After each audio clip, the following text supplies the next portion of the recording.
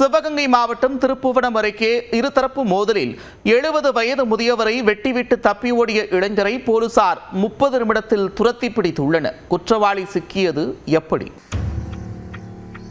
சிவகங்கை மாவட்டம் திருப்புவனம் அருகே காஞ்சிரங்குளம் கிராமத்தைச் சேர்ந்தவர் 70 வயதான முதியவர் கருப்பையா.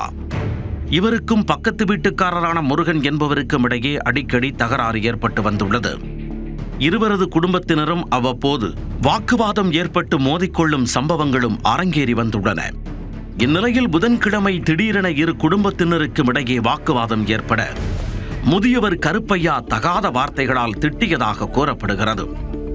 இதனால் ஆத்திரமடைந்த முருகனின் மகன் ஆவேசத்துடன் ஓடி வந்து கையில் கிடைத்த கற்களால் முதியவரை சரமாரியாக தாக்கியுள்ளார்.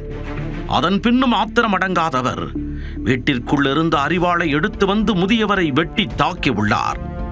இந்த கொடூர தாக்குதலில் முதியவர் சம்பவ இடத்திலேயே உயிரிழந்துவிட முருகனின் மகன் உடனே தப்பியோடி விட்டார்.